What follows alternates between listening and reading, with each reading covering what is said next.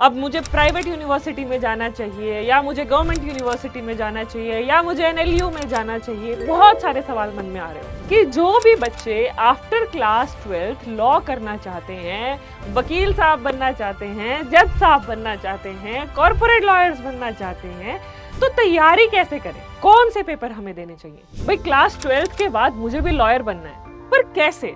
कहाँ से तैयारी करूं? कौन सा पेपर दूं? अब मुझे प्राइवेट यूनिवर्सिटी में जाना चाहिए या मुझे गवर्नमेंट यूनिवर्सिटी में जाना चाहिए या मुझे एनएलयू में जाना चाहिए। बहुत सारे सवाल मन में आ रहे होंगे। तो आज के सेशन में हम यही डिस्कस करने वाले हैं कि जो भी बच्चे आफ्टर क्लास 12th लॉ करना चाहते हैं, वकील साहब बनना चाहते हैं, जज साहब बनना चाहते हैं, कॉर्पोरेट लॉयर्स बनना चाहते हैं, तो तैयारी कैसे करें? कौन से पेपर हमें देने चाहिए? बेटा देखो, अपने देश में अगर मैं बात करूं तो हमारे जो 25 एनएलयूज हैं उनके लिए आप दो पेपर देते हो जनरली। एक आप क्लैट का पेपर देते हो और दूसरा एलिट का। CLAT covers most of the NLUs. सिर्फ एक आपका एनएलयू दिल्ली है जिसका अलग से पेपर कंडक्ट होता है जो कि है एलिट का एग्जाम। इन प्रेस्टिजियस इंस्टीट्यूशन से प्लेसमेंट्स बहुत जबरदस्त होती हैं।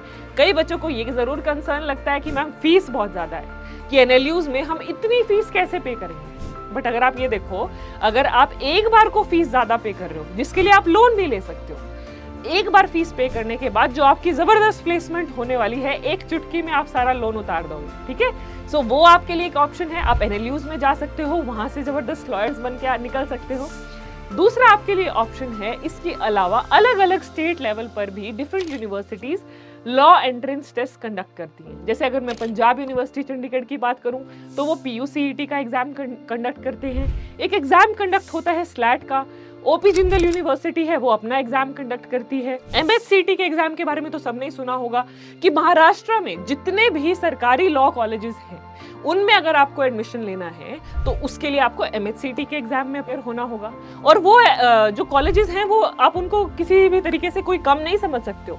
वहां से भी हम देखें तो हमारे बहुत ही रिनोन्ड प्रेस्टिजियस इंस्टीट्यूशन से बहुत ही जबरदस्त एडवोकेट्स निकले हैं जो आज सुप्रीम कोर्ट में भी प्रैक्टिस कर रहे हैं।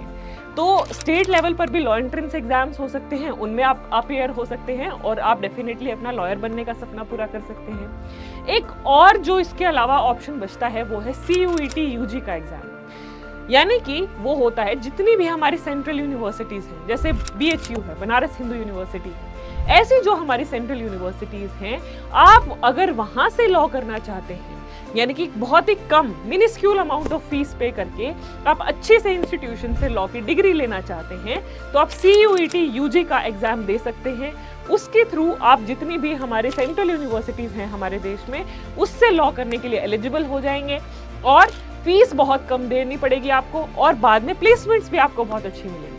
तो ये कुछ ऑप्शंस हैं आफ्टर क्लास 12th। अगर आप लॉयर बनना चाहते हैं तो आप क्लैट का एग्जाम दे सकते हो, आप एलिट का एग्जाम दे सकते हो, आप स्लैट का एग्जाम दे सकते हो, आप MHCT का एग्जाम दे सकते हो, आप PUCET का एग्जाम दे सकते हो और आप CUET का एग्जाम भी दे सकते हो। तो ये तो कुछ ऑप्शंस हैं, अभी इसके अलावा भरमार है ऑप्शंस की।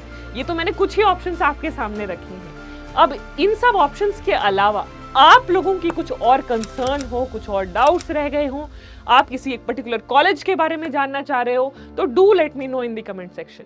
अब आई होप जो भी बच्चे लॉ करना चाहते हैं ये वीडियो उन सभी बच्चों के लिए हेल्पफुल होगी। कुछ भी और कंसर्न होगा तो बेटा तो do let me know in the comment section. So that's all about this particular video. See you all very soon. Till then, bye bye, take care.